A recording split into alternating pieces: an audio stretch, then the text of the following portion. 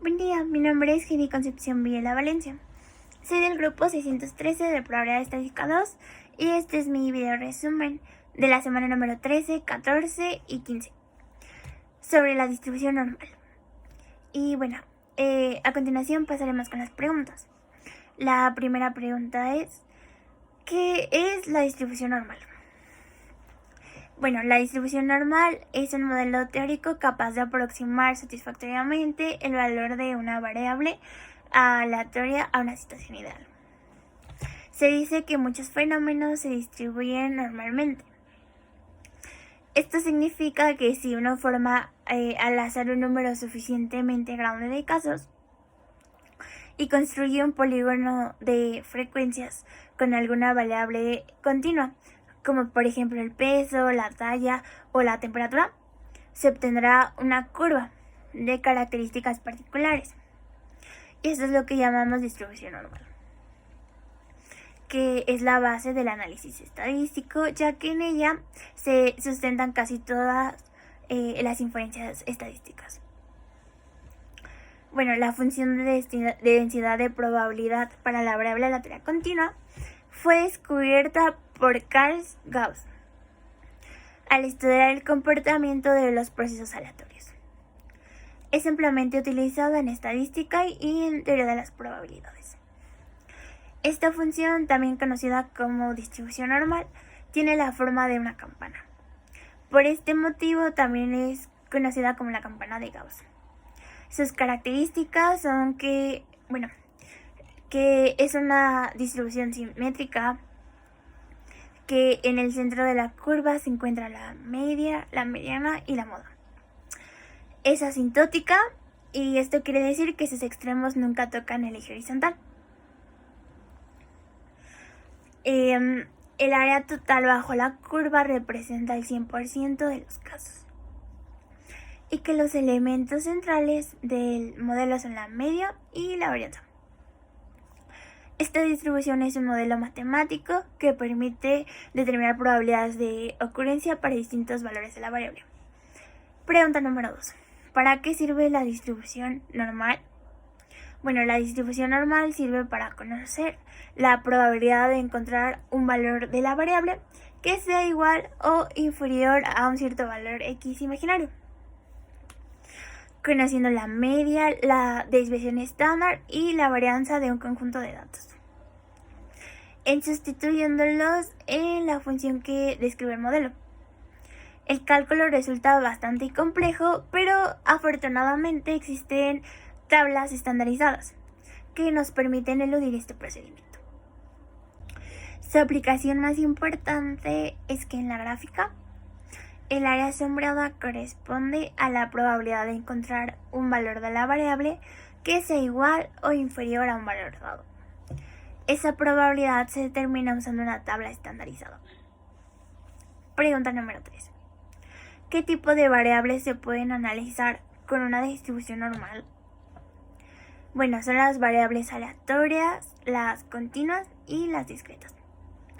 Pregunta número 4. ¿Qué es un área bajo la curva? Bueno, el área total bajo la curva representa el 100% de los casos. Los elementos centrales son la media y la varianza. Esta distribución es un modelo matemático que nos permite determinar probabilidades de ocurrencia para distintos valores de la varianza. Pregunta número 5. ¿Cuál es el valor máximo que puede tener un área bajo la curva en normal estándar? Bueno, es infinita, ya que esto lo va a delimitar nuestra fórmula para saber el valor máximo que se puede llegar a obtener. Pregunta número 6. ¿Cuál es el valor mínimo que puede tener un área bajo la curva normal estándar? Bueno, este valor es igual a 1, ya que a partir del valor de 1 se empieza a formar nuestra gráfica. Pregunta número 7. ¿Qué características debe tener la curva normal estándar? Bueno, las características son que su media es 0, su varianza es 1 y su desviación típica es 1. Que tiene dos puntos de inflexión en z igual a 1 y en z igual a menos 1. que la curva de f de x es simétrica respecto al eje o y que tiene un máximo en este eje. Y ya por último, que hay dos parámetros que determinan su forma, los cuales son la media y la desviación estándar. Pregunta número 8. ¿Cuáles son las aplicaciones de la distribución normal en la ciencia? Bueno, la importancia de la distribución normal se debe principalmente a que hay muchas variables asociadas a fenómenos naturales que siguen el modelo de la normal, como por ejemplo los caracteres morfológicos de individuos, es decir, las personas, los animales y las plantas de una especie. Por ejemplo, las tallas, los pesos, diámetros y perímetros, entre otros. Los caracteres fisiológicos, por ejemplo, el efecto de una misma dosis de un fármaco o de una misma cantidad de agua.